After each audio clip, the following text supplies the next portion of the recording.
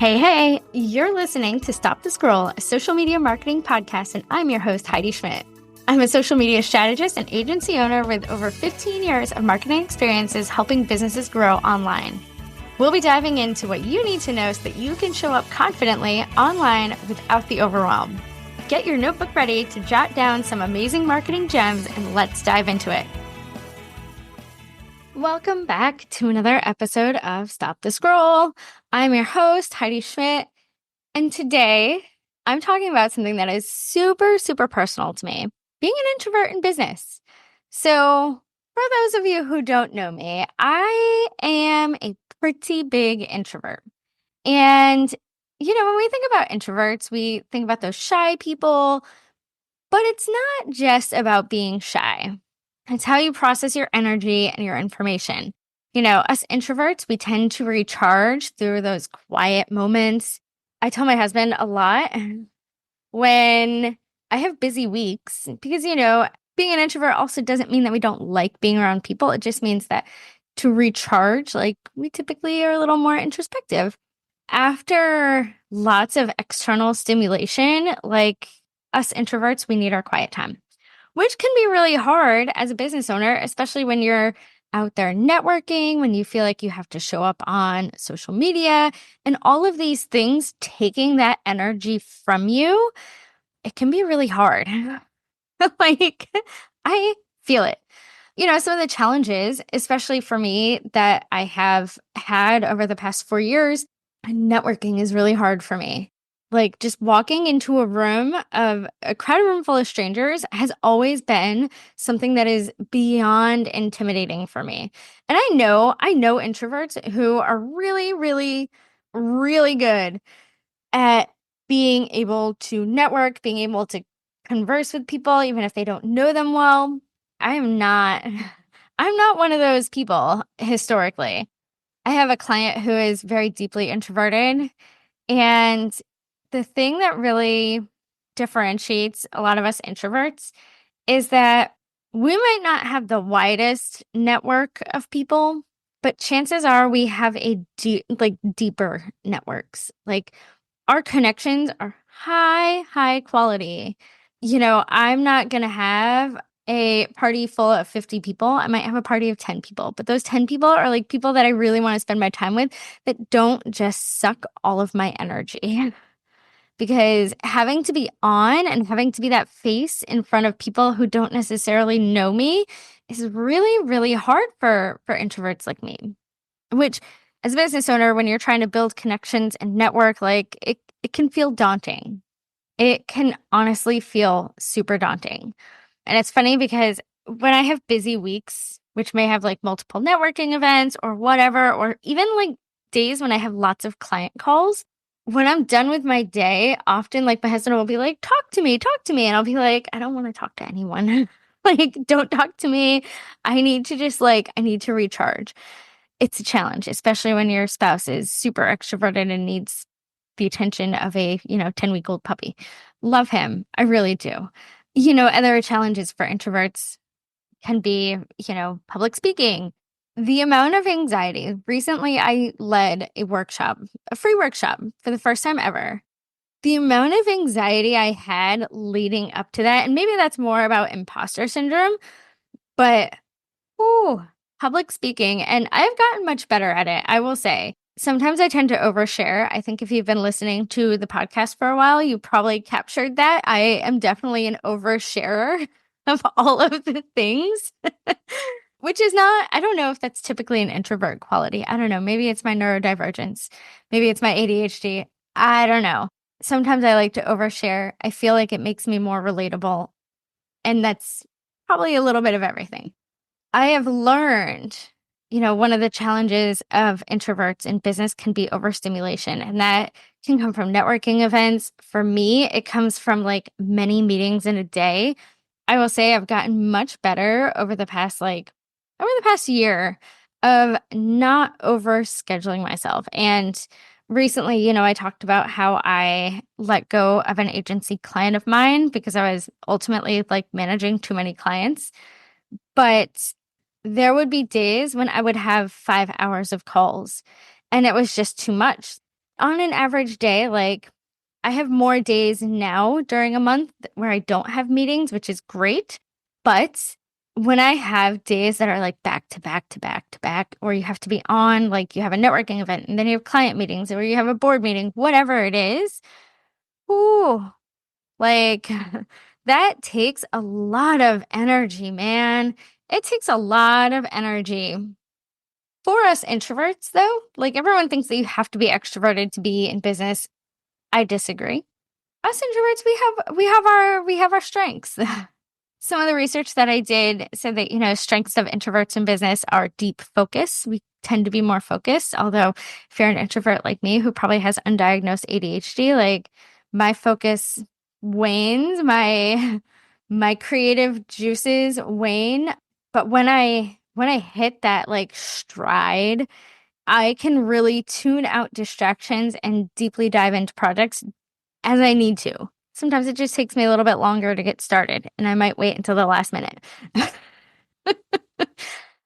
I think personally, thinking about the extroverts that I've known in my life, and not that all extroverts don't have meaningful relationships, they do. But I'm thinking about a really good friend of mine, and she is super extroverted. And, we've been friends for over 20 years.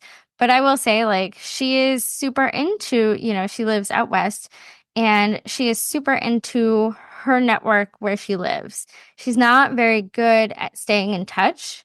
And not to say that extroverts are bad at staying in touch, I'm sure they're fine. This is one example of one person in my life. I have many extroverts in my life, but as an introvert, I feel like I am much better about building those genuine, long lasting connections. I have former clients of mine who still come to me for advice, who have really become genuine friends, like people that I would enjoy spending time with. And they know me, they advocate for me. They refer me to people and vice versa. I refer friends and, current clients to other, past clients. There's more of that opportunity to build those meaningful relationships. One of the strengths that I saw, and this is, I'm trying to be a better listener because it's so important. And as a lot of people with neurodivergence often have a really hard time listening because we'll get something in our brain and we want to get it out while it's in our brain and we're thinking about it. So I've really tried to be more mindful about not interrupting and being a better listener. There are lots of introverts who are really, really good. Like that is their superpower. And listening, for me, it's definitely a power. I am really good at like deep diving and getting a deep understanding for clients when they first come to me. Like, you tell me who your client base is, you tell me what your pain points are. I can give you a solution pretty quickly. I can tell you, hey, this is what you should be doing differently. You're missing this, XYZ. Maybe you have this blind spot. When I hone in on those listening skills, and I really try to be really good at those, like my strategy sessions and my consulting calls, those are the things that introverts are historically really, really good at. If you are an introvert like me in business, here are some kind of tips that I've heeded over the years. As I mentioned, networking can be really, really daunting for me. But it doesn't have to be. Everyone that I've heard, and I follow some like other introverts in business who kind of coach us introverts. I don't have a coach for that. I have a couple of business coaches that coach me on different things. But one of the things that I've always seen mentioned is quality over quantity. And it goes back to those relationships, make sure that when you're networking, like maybe find smaller events, targeted gatherings where it's not as big of a room, but maybe the people are more likely to be your people, if that makes sense. There's some value to prepping in advance, to have those conversation starters, to, have your elevator pitch basically. Like your 30-second, like, this is what I do, this is who I help, this is my value statement, whatever it is. I don't necessarily like to follow up via phone, and sometimes I'm even forgetful about following up via email. I am more likely to connect on something like LinkedIn, just saying, hey, really enjoyed connecting with you at X event. I've done that before. That's usually a lot of how I tend to connect with people. Not always. Sometimes I'm really bad at the follow up. I'm not going to lie. When it comes to client communication, I try to open myself up to my clients. And maybe that's, a blind spot for me and tends to open me up more for like people just plowing down my boundaries. But there is something to be said about understanding how your clients communicate best. For me, sometimes if it's urgent, I tell my clients this. If it's urgent, I always ask them, well, one, I always ask them how they prefer to be communicated with. Some of them it's text, some of them it's email. And I try to respect that. And generally, if they are if they're a texter, I'll be like, you know what, text me anytime. Because I really just want to make sure that those lines are open for communication more so than anything. Like I don't care if you text me or if you email me. No. And I tell my clients this, I'm like, know that I might not always respond. If it warrants a response, like I will respond hopefully in a mostly timely manner. Oftentimes I'll see text messages because, our screens pop up messages all the time. Sidebar, I've gotten much better about using Do Not Disturb on my phone, which has helped a bunch. I will often make a point to respond either immediately or I tend to respond to messages first thing in the morning, like when I'm first starting my day. Like that's usually when I tend to follow up with things. There's a lot to be said about blocking out your schedule. One of my coaches is big on time blocking, and I've really tried to be better about that. But in the same realm, I have to leave open my calendar for strategy sessions, I can't necessarily always have time blocks on my calendar if I'm trying to sell strategy sessions, if that's my big thing, especially for this month. I've tried to make sure that I leave open blocks, but also understanding that okay, if I have a call scheduled this day for a strategy call, that's a solid 2.5 hours of my day. Even though they're 90-minute sessions, I usually do, 30 to 45 minutes of prep beforehand. And then afterwards, I want to make sure, because if I don't follow up immediately, and I know this about myself, it'll stay on my to-do list for days. And then, I hate getting emails. And this is, again, neurodivergence. ADHD is a tough thing, especially when you realize in your 40s that you have it and you've never done anything. And oh, that explains my perfectionism and my procrastination. It's really something. I'm pulling back a lot of curtains here. I'm getting real personal. Please, if you're listening and you're questioning whether or not to work with me, I promise I am a peach. I love all my clients, and almost to the detriment of treating myself like a client. And I've talked about this before. One of the big lessons that I've learned this year is that I need to treat myself like a client. And some of that is setting these boundaries, blocking off time for other projects, making sure that I understand, okay, I know that I need to prioritize this follow-up. If I don't do it today, say a strategy call is at the end of the day, it needs to be the first thing on my list for tomorrow. Those type of things are lessons that I have learned. I think of a lot of introverts in business that I know that have a really hard time marketing themselves. And what I mean by that is that they have a hard time showing up. They have a hard time presenting themselves because they're like, well, I don't want to be on social media. But you have to be the face of your business. You have to understand that your expertise needs to shine. And yes, it can shine. There is something to be said about the whole faceless reels movement, which I have mixed feelings on, honestly. But there are other strategies. Maybe social media isn't your thing. Maybe it's not where your audience is.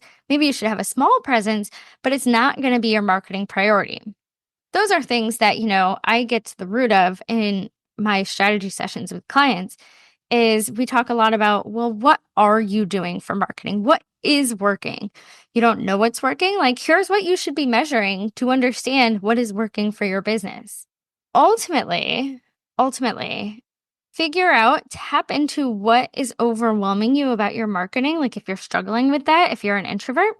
But I always say, more than anything, yes, we need strategies. And yes, marketers like myself fully emphasize strategies almost to a detriment Ultimately, what's going to work best is you showing up consistently and authentically. And that's really what I help my clients with is if they're like, hey, I don't want to manage this. Okay, we'll manage your consistency 100%. We'll understand your brand.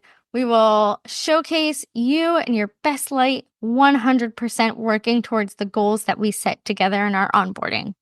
But if you're just like struggling to even show up, and you don't have the resources to outsource it because not everyone does, I say just be authentic. Social media in that realm is your tool to make those connections with people who might want to work with you. So think about that and prioritize that authenticity and consistency over anything else. And that goes for not just social media, that goes for, if you have an email newsletter, if you have a podcast, if you have a blog, whatever you're doing for marketing, like keep it consistent. As an introvert, I sometimes get in my own lane and I get hyper focused. I'm really sometimes not great about delegation to my team.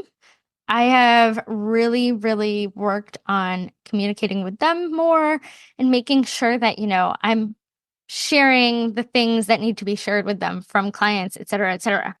If you're outsourcing and delegating and you have a team, like, how do you surround yourself with those complementary strengths? Are there things that you don't like to do? I would love, love, love, love someday to get big enough, maybe. I don't know if I want to be this big. Maybe I do. To have an actual business development person who's in charge of all the networking and bringing in the leads and, scheduling the calls. And I can do the calls. I can sell myself pretty well. But someone else who's kind of like, I don't know, just doing that lead gen type of stuff. Also, the stuff that we get stuck in the weeds with, like, I feel like this is common of introverts is we get stuck in the weeds a lot. Automate that kind of stuff. Like, take it off your plate. Automate, outsource, whatever it is you need to do, because it's just going to prevent you from doing the work that matters. Finally, as an introvert, as an extrovert, everyone, business owners around the world, like let's rejoice around the fact that we need to prioritize our own self-care. Building in that recharge time is so, so important. Like whatever it is for you, when my son starts school so late and we've been driving him to school lately, and I like it for like the mornings because we get that special time with him. Like he's not on a device. We're not rushing to some sort of activity. Like, and not that my son is overscheduled, but like by the end of the day, he's pretty like tapped out. It takes Parents of neurodivergent kids know that it takes a lot of energy to wear a mask to seem like you're neurotypical when you aren't, to feel like you have to show up a certain way. And especially in our public school system, like they are trying to fit some square pegs into round holes, and sometimes it doesn't work. But I will say some of the things that I like to do to set my, self-care, set my day up for success, like I am a huge reader. Like if I need to take 20 minutes, like I will go into my room, I will lay on my bed and I will read. And sometimes that's the resetting that I need. For me, I also love just like, and there's so much research out there about this, about how just like being outside when you start your day helps like lower your stress levels, your cortisol levels, all that kind of stuff. So I like to make it a point, and it's easier in the summertime than it is, in the fall and when we're not trying to get my son to school at 9 o'clock because I feel like half my morning's already gone. But figuring out like those type of self-care routines, whether it's starting your day, whether it's ending your day, whether it's recharging after a busy day, like what are those essentials for self-care for you? So everyone's so different. For me, like, again, like I love starting my day with like a walk or a run or something, which I don't do nearly as much during the school week because 9 o'clock start time. Let me tell you how I'm cranky about that. It's new. Like last year, he was in elementary school and we dropped him off at like, 7:50. And it was like, oh, we have from 8 to 9 to really like get things done. And I'm not a huge morning person. So like that 8 to 9 hour was great for me. It's either like go for a walk, go for a run. and like start my day by 9:30. Now I'm like getting home from drop off at 9:30. So like if I wanted to run in the morning, I'd have to be up at like 6:30 and it's still dark and let me complain. Anyhow, whatever. I digress. Have those kind of recharge opportunities in your back pocket. Again, I peeled back the curtain. I got real personal here, telling you all the things, all my weaknesses. But it's hard sometimes, and I speak more from a neurodivergent person here. Like, I feel like there's a whole generation of 40-something millennial women who are just like undiagnosed ADHD. I see this a lot on Instagram, and every time I see something about it, I'm like, that is me. That is me. It shows up so differently in women than it does with men. And, when I was growing up back in the like 80s and 90s, it was like those hyper boys were the kids with ADHD, not the overachieving perfectionist girls who, are waiting until 11 o'clock to start a paper that's due the night before or the night after, whatever. And in business, I really had to get out of my shell because, like I said, like networking is not easy for me. It is not easy to just like strike up a conversation with someone. Like even my Instagram engagement, like I don't love doing engagement for clients. I do it kind of. There are few clients that we do it for, but I've really kind of leaned out of that. Like there are other engagement specialists who are fantastic at it. But for me, it doesn't feel authentic to me. And it's not something that comes easily to me. It's just like go leave a comment on someone who doesn't follow me, who I don't know what they are, on behalf of someone else. Like that doesn't, meh. That's not my thing. I'm working with someone to kind of get better at that, at least for myself. So yeah, there's lessons to be learned, and if you're an introvert in business and you struggle with some of these things, networking, managing your team, all of those things, I see you. I see you. If you struggle with your marketing and just showing up because it feels daunting to you, I see you also. So that is all that I have for today. Fellow introverts unite. Send me a message if this resonated with you. If you love what you hear, please, please, please go follow me on Spotify, Apple Podcasts, wherever you're listening. Leave a review. Reviews help all of us podcasters get found by more people, and connect with me on social. Send me a DM and be like, hey, I really loved your episode. I love those messages. Sometimes when you're doing a podcast, it can feel like you're speaking to the void. But when people tell me that, content that I put out resonates with them, that's what really is super meaningful to me. So until then, go forth, show up authentically with content that stops the scroll. If you're an introvert in business, I see you. Until next time.